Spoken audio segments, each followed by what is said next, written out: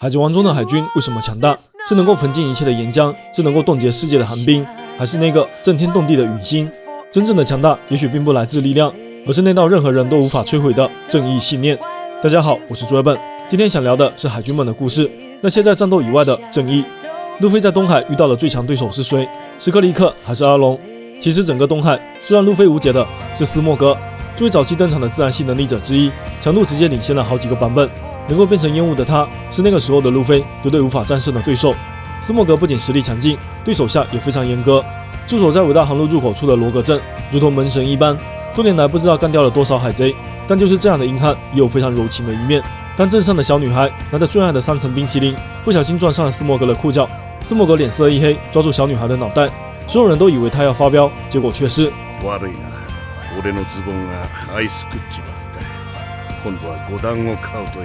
斯莫格不仅没有发火，反而是自掏腰包，让小女孩去买了一个新的、更大的冰淇淋。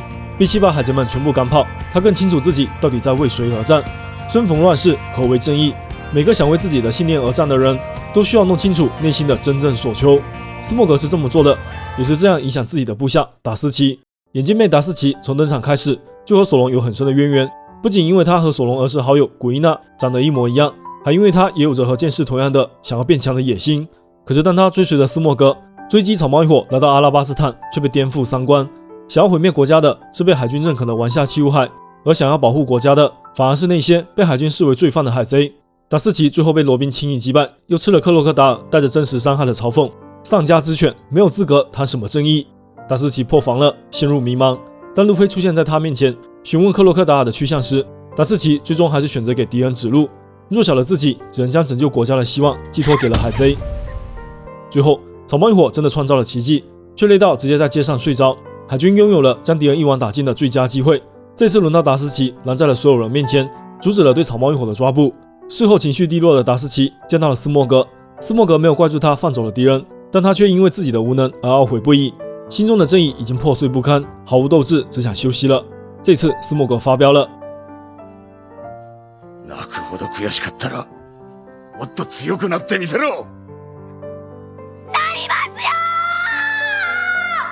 诅咒曾经弱小的自己，将悲伤变成再次出发的动力。所谓的成长也就如此吧。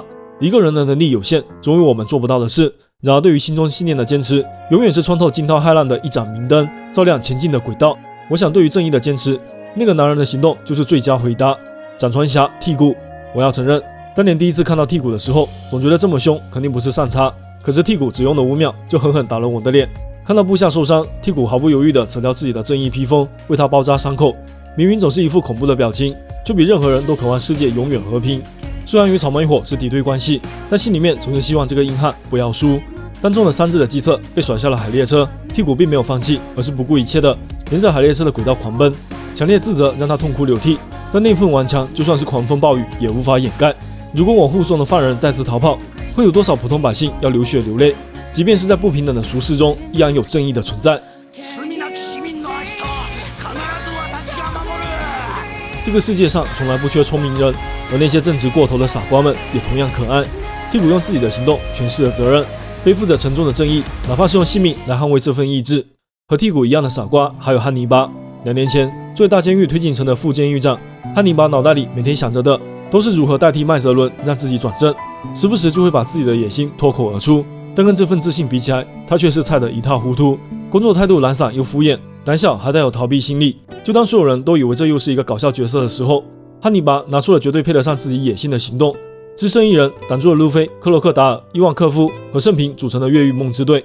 对手拥有压倒性的力量，自己也早就遍体鳞伤，差距悬殊到连小孩都能看出胜负的死斗。但汉尼拔无论被打倒多少次，就是半步不退，只因为此刻他坚守的早已不仅仅是一扇大门，而是整片大海的安宁。因为海贼们来到这片大海，无数平民生活在恐惧中而夜不能寐。推进城既是地狱的要塞，也是这片大海的屏障，是镇压那些穷凶极恶的罪犯，将安全还给弱小平民的铜墙铁壁。哪怕豁出了性命，也绝对不能让这里被攻破。